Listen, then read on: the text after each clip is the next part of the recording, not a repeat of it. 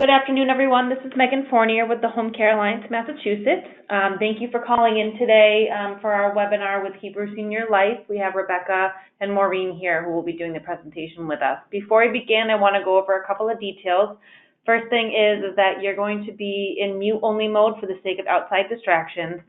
We will have time for questions at the end, and at any point in time during the webinar, you can type them into the questions box, which is in the sidebar that you have. Again, we'll address those at the end so we can get through the full presentation.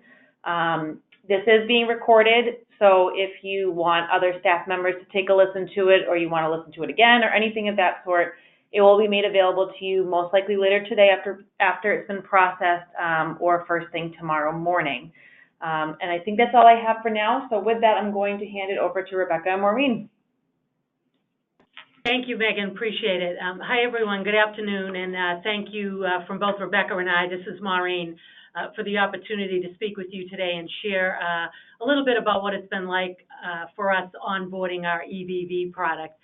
You'll see on the next slide coming up that Rebecca and I have both shared our email addresses. So for those of you live or listening on the recording, please don't hesitate to reach out to us. We're happy to, answer any questions and also offer any experiential tips that we may have had along the way. So with that, I thought what would be most helpful for our discussion today would be the following bullets that we have up there. We really do look forward to your questions at the end. We're happy, again, to answer anything, and hopefully this will be at least a start of a broad overview. So I will address product choice and the due diligence we did around that. And then both Rebecca and I will move forward into the workflow construction and then finally employee engagement.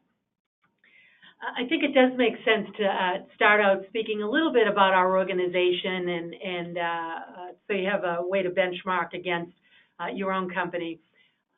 The ASAP business that Hebrew Senior Life currently has was acquired during an acquisition of another home care approximately 4 years ago. So Hebrew Senior Life's had the business about 4 years, and we have approximately 100 to 110 employees, and we bill approximately between 11,000 to 12,000 hours per month. So that gives you an idea. We're not a large shop, but certainly deep in doing the work right now.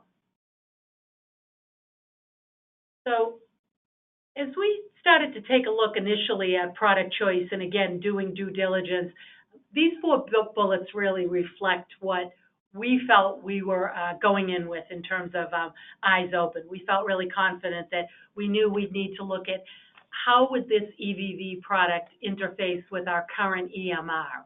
And the reason that was important to us is because our current EMR at the time did not offer an EVV option. Some do, but ours did not. Of course, we also wanted to understand what the billing component would be like, and we wanted to know, okay, what was this going to cost us? And that ties in a little bit later to the next slide about doing due diligence and the Massachusetts product that they were also looking to develop. And then, of course, we wanted to make sure that we were compliant from a regulatory standpoint. And although that was still evolving, we just kept up on where that seemed to be going at the time, so we were most current. So with that, this became our reality. We experienced some challenges, pretty quickly, and that's to be expected.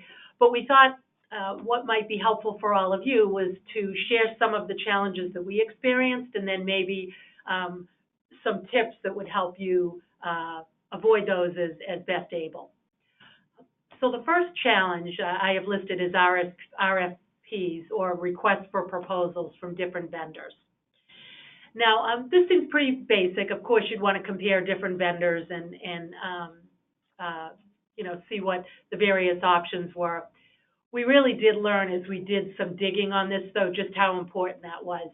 So we took a look at 4 different vendors, but if you also add in that we were looking at the state product as they were developing that as well, we really looked at 5 different products. The state product was always continually attractive to me because it was free, and so I like that word. And so I really wanted to make sure I understood what the state was trying to do with their EVV option.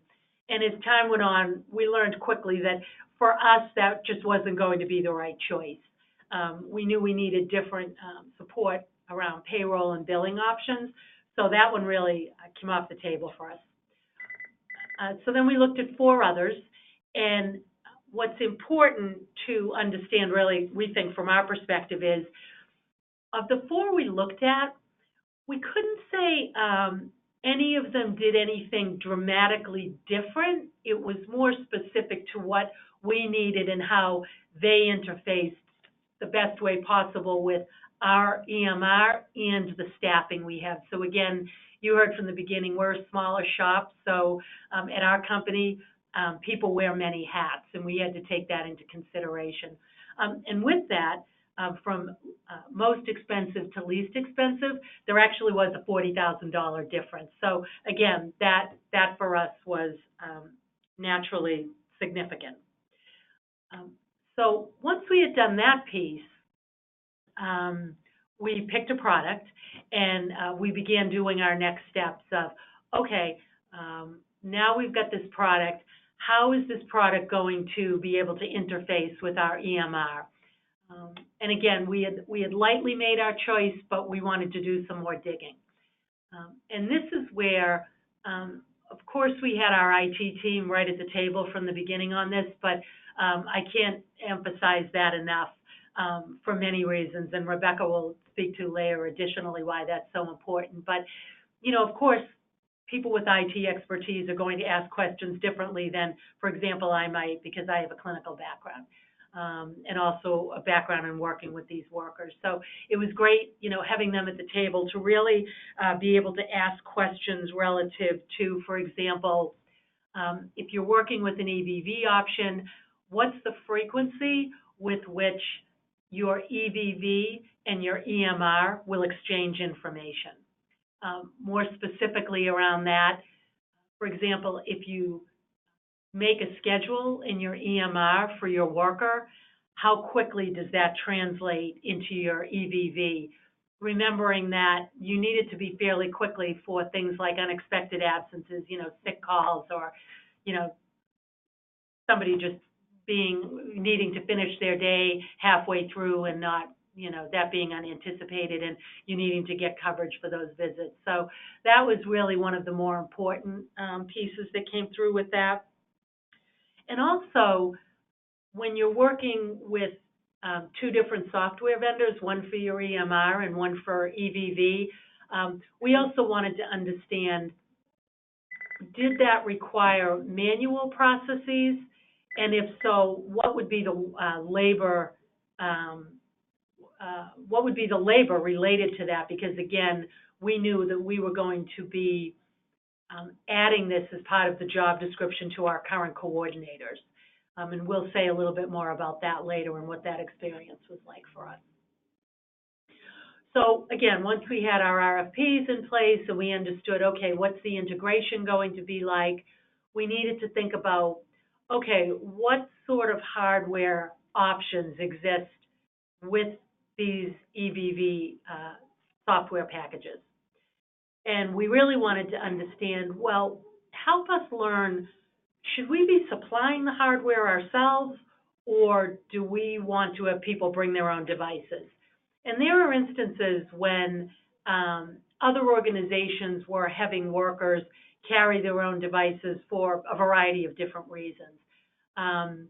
It's worth noting that at Hebrew Senior Life, a method of communication with workers in this business unit does not include email, so we really didn't need to have email capability for the workers on the devices. So really for us, it became, at Hebrew Senior Life, we're part of a bigger system, and our IT folks gave us feedback that really from a confidentiality standpoint, we would have more control by supplying the devices. And we would also be able to rely on our IT partners to redeploy devices more quickly in the event that a device were to break down. Whereas if it's somebody's own device that breaks down, that becomes much more complicated. So for that reason, we decided to supply devices to our staff, and they are what I'll call scaled down smartphones. So again, they don't have email capability on them, not connected to the internet, but they are supplied by us. So that was another point we wanted to make sure we looked at. Then we did a little more digging again. What would this be like from a billing standpoint? How efficient could it be? So for example, again, were there manual processes that were going to be necessary, and we weren't adding in new positions, so we needed to be in close contact with our finance team partners that are part of our home and community-based services suite. We needed to understand from them what they would need in order for this product to be most efficient for them. I will also say, I want to add a tip here that probably brings us a little further on down the road, but it's a really important one, I think, for you all to have, and that is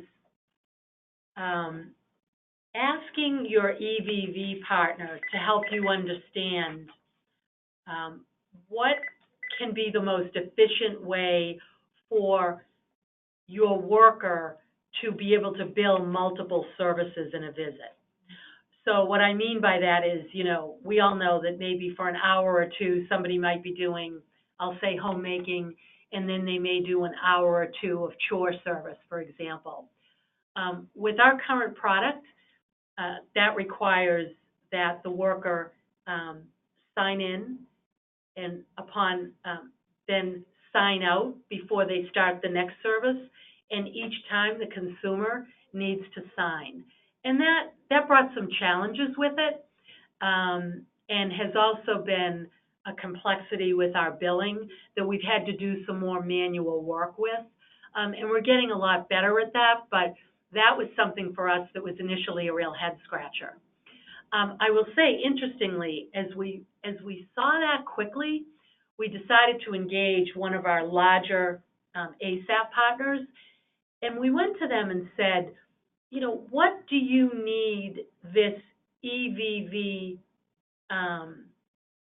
questionnaire, for lack of a better word, because the workers need to, when they're signing on and then signing out, they need to answer some questions when they're signing out. We asked our ASAP finance partners, in particular, the finance team, what do we need that, what does that need to look like for you? So if you were doing a billing audit on us, you might want to see. And I would say that meeting took place probably about 2 years ago now, and honestly, that was a head scratcher for them. They really weren't in a place yet that they were able to answer that, and really didn't have anything to contribute that they felt would be meaningful at that point. Again, a couple of slides from now, Rebecca will talk about how important on the front end your ASAP partners are, but from this perspective, they were not. So it will be really important to understand from your EVV partner what that process, what some best practices are like from their end when people need to do multiple services during one visit to the home, and how they help the consumer in that situation as well. And then finally, and this continues to be an evolving component for us as well, payroll integration with the particular EVV. And again, this comes along when your EVV vendor is likely to be different than your EMR vendor. This became a lot more of a manual process for us as well.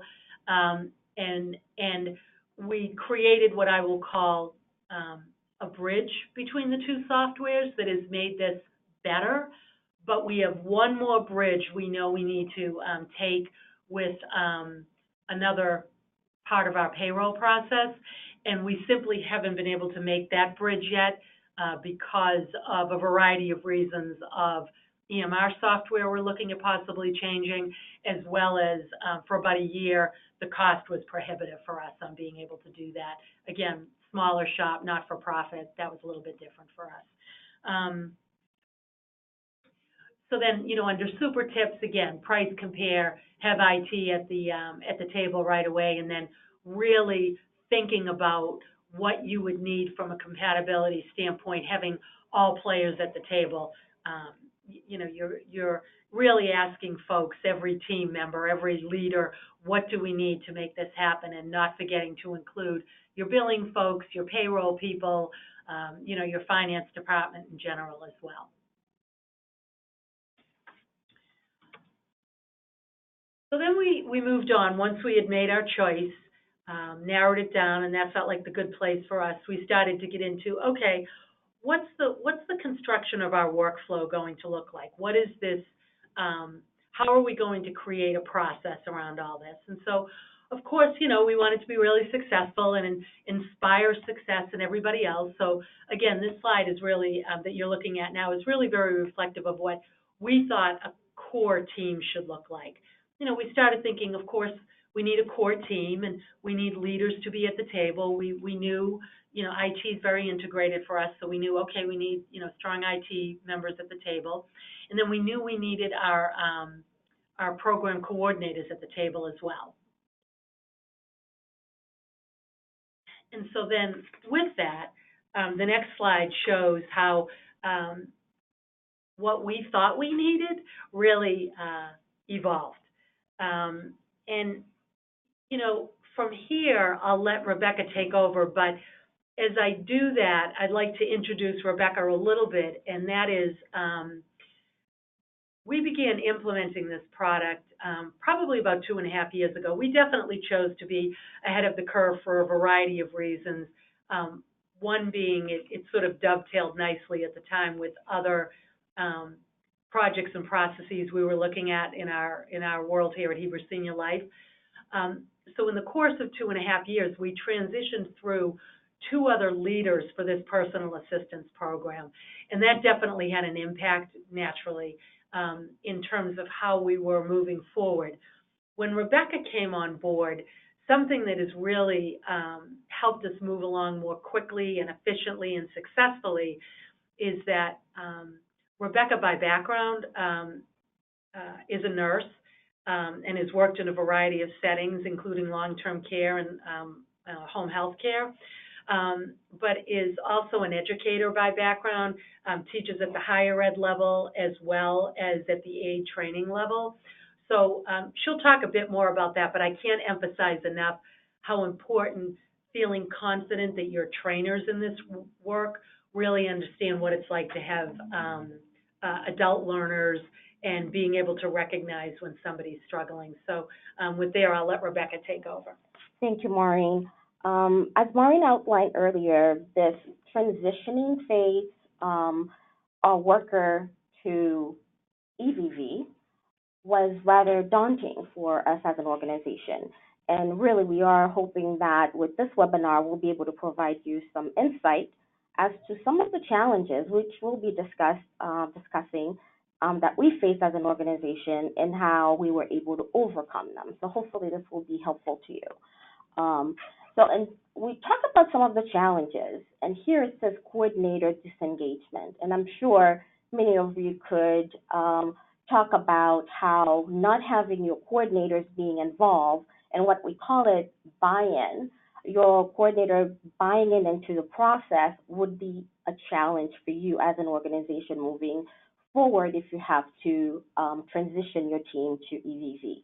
What we did face as an organization, we had a couple of coordinators who were truly disengaged. And they were disengaged because they were hearing from the workers that if they do have to transition to EVV, they would resign. And as coordinators, that really was significant to them. And they did bring that back to us, to the leadership team, how we could be helpful to them. And as Maureen talked about earlier about the core team, the people that needed to be involved, we needed to think about this and really say, how could we move forward, knowing this is one of the challenges we would have to deal with moving forward. So one thing that needed to be done is reassessing the transition process and looking at the education, the training. One thing that was clear, we needed to look at how we train our staff for them to transition successfully to EVV, the device that we was chosen for them to use. So what needed to happen was creating an environment where the coordinators did buy in into the process and really help the staff understand that this needed to happen. This is something that, as an organization, we would help them move forward, but this needed to happen. We needed them to be what we call an air traffic controller, like be a person to be listening to what the aids, the challenges you're facing, and come to us and let us know what's happening. From a training perspective, we needed to have one-on-one training in order for this to have been successful. So thinking about your organization, you need to think about, are you able to find someone to actually be available to do that one-to-one training? Yeah, I think this is Maureen again, and I think really being able to have someone whose role is to be able to be freed up when the workers are in the point of transition and have a lot of questions.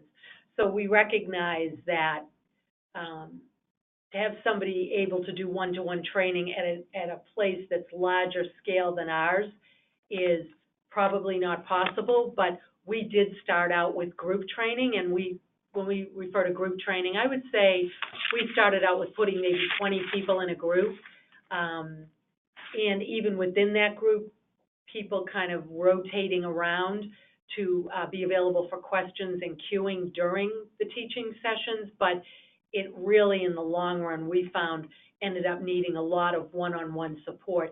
Even if you do the initial training in a group, knowing that you are going to have these smaller scale group needs is something to really understand as a takeaway.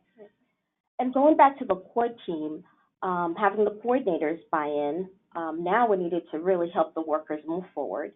Then IT had to be more involved with us, and now HR had to be involved as well to help us through the next steps.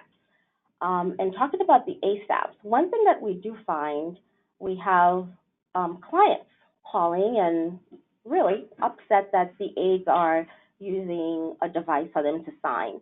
And this is the piece I think if you move forward to the next level, you do need to have that conversation with your ASAP so they could reach out to the clients, the consumers, to give them the heads up about us using this EVV product.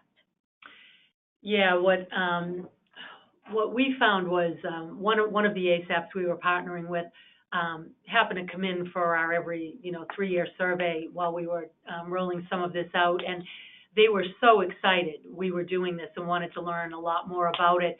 But as we kept trying to engage them as partners, they really weren't ready. And I think some of that gets back to, I'm not sure how many of us were ready because, the state was still trying to understand that best and put some more definition around it. But that same ASAP right now is really reaching out a lot more frequently and wants us at the table with their leadership team to help them understand what they need, what we need them to do to make this easier. One recommendation I might have is depending upon your capabilities with how many ASAPs you have, you could start with each ASAP sending a letter, almost doing it in a rollout fashion if that works for you. Again, I understand some of you have much more large-scale businesses than we do. I will say a little bit more about the HR piece. Where we needed HR at the table was, again, everybody looks at things a bit differently. It really meant editing our job descriptions for many people in terms of bringing EVV on board. So, for example, what the coordinators were responsible for in the course of a day changed. And naturally, when you're adding on some things, we had to take a look at what is necessary to take away from them. We also have somebody who does some office support staff work for us, we had to edit her job description because she had to have some involvement in terms of tracking alerts that occur on these programs. When a worker might arrive greater than 15 minutes late, for example, there's an alert program within the EVV that lets you know that so you can manage people better. So we had to change her job description for that way. And then, of course, the workers themselves, we had to edit their job descriptions too. And all of that was understandably, you know, work that needed to be done, but also helpful for us at Hebrew Senior Life. One of our core values that we talk about is offering people the know why. By editing the job descriptions, it really helped us as leaders better articulate the know why. So that's where HR really came on board. I think as well, Rebecca will talk a little bit more about IT in the next couple of slides, but I'll also say IT was important here too. We, as clinical experts, really helped IT understand what it's like to have adult learners in this sort of space. We had some adult learners that were really fearful about touching a screen.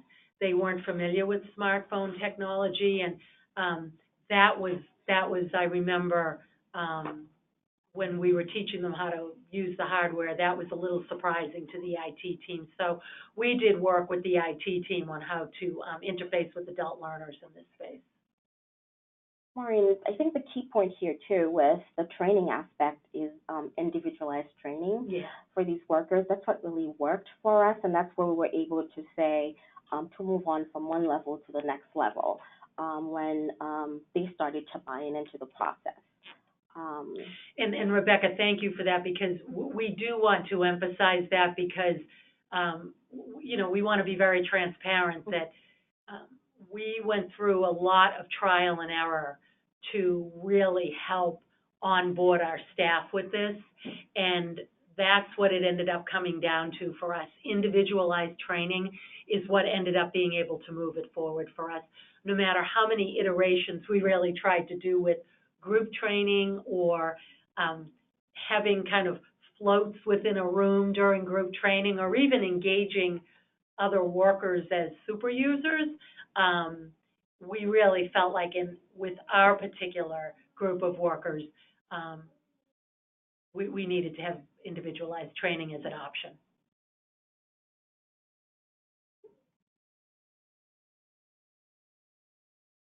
So then we moved on to employee engagement, and Rebecca's done a great job with that. I'll let her speak to that. Right. Some additional challenges we faced as an organization was workers fearing using the device.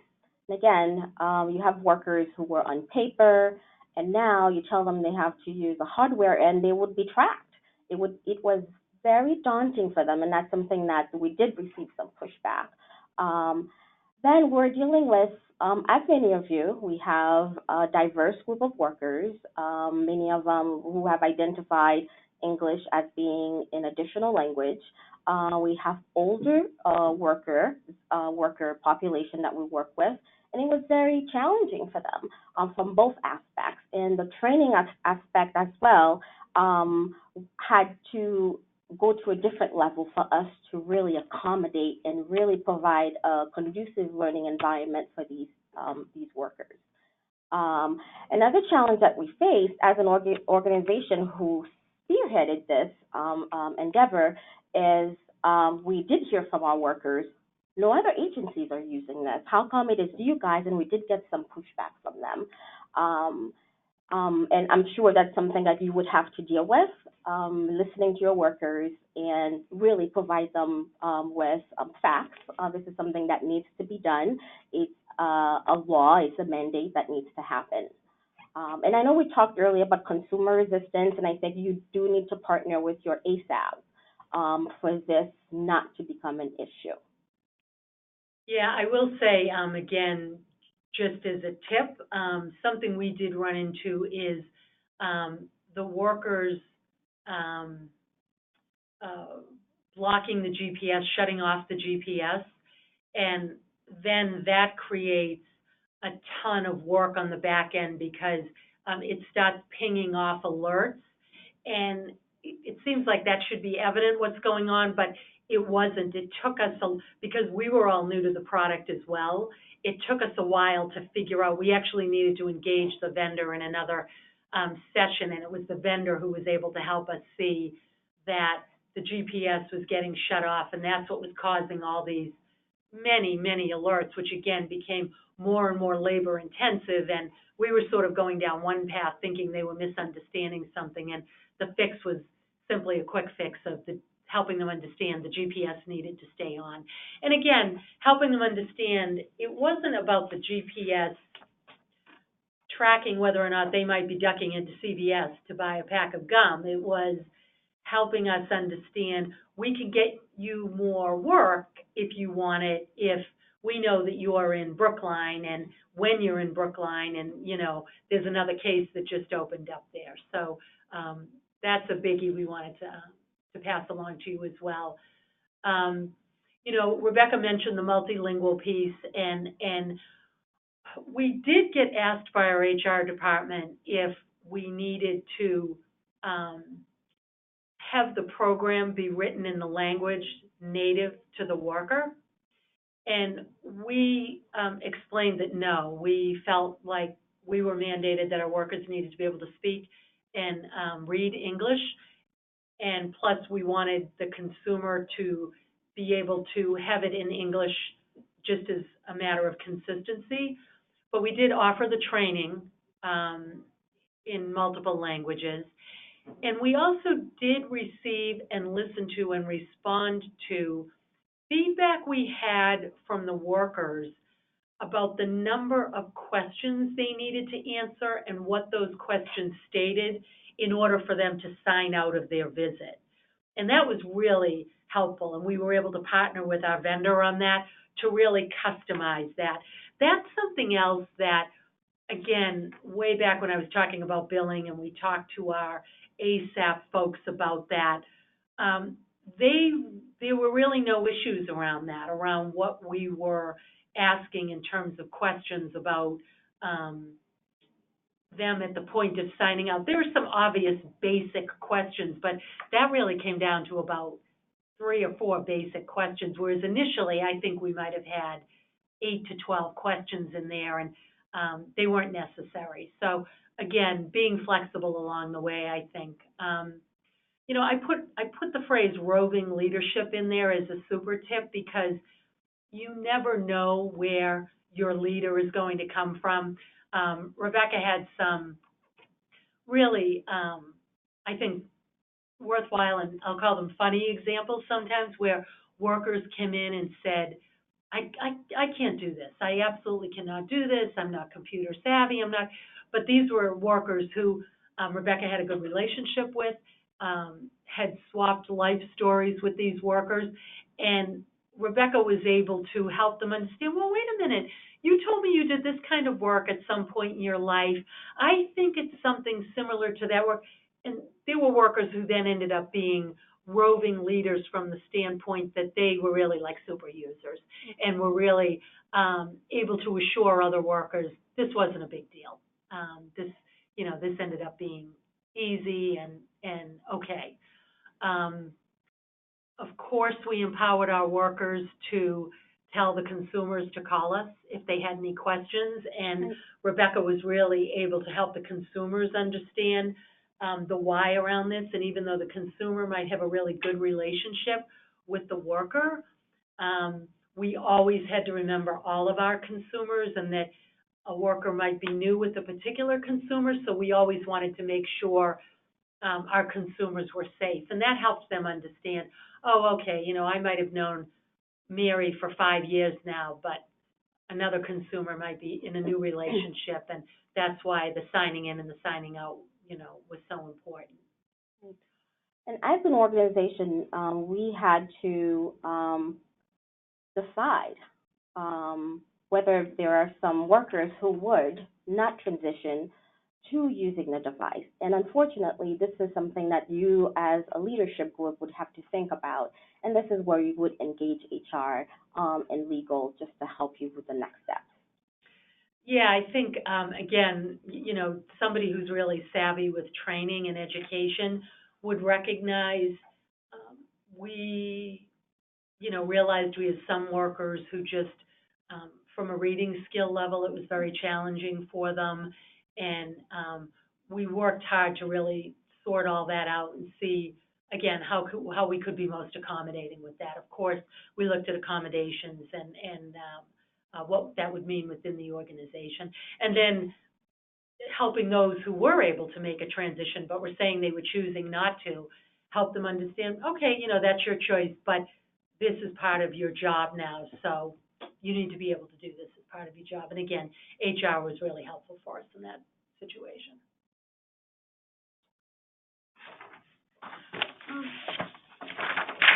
So I think with that,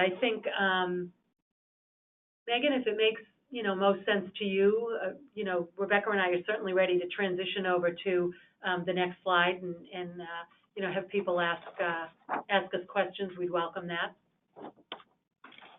Great, thank you both. So just a reminder that with questions, you can type them into the questions box, which is in the sidebar of this program that we're in. And I'm sure that any question helps everyone. I believe, with us doing this EVV vendor series and you guys doing this, we know that there's still a huge need and there's still a lot of education to be done with, the implementation process. So it's really great to hear from you guys on your perspective and the good, the bad, and the ugly. I think that it's really great to hear. So again, if anyone has any questions, it's a great time to ask. But as they mentioned beforehand, their contact information is in the slides. I think it's the second slide that they had that you should have received, but I'll send that out again as well when I send the recording. So again, any questions?